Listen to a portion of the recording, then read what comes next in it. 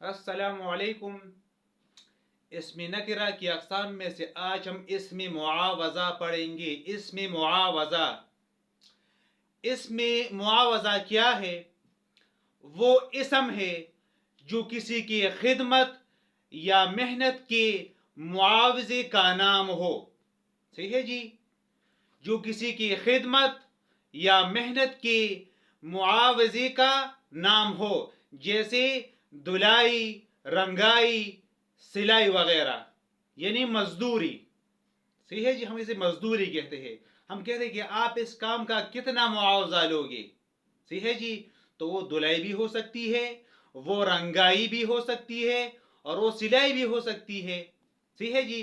तो जिस इसम में खिदमत या मेहनत के माने पाए जाए, सही है जी, यानी इसमें मुआवजा की माने पाए जाए, उसको हम क्या कहेंगे? इसमें मुआवजा कहेंगे। तो ये इसमें मुआवजा है।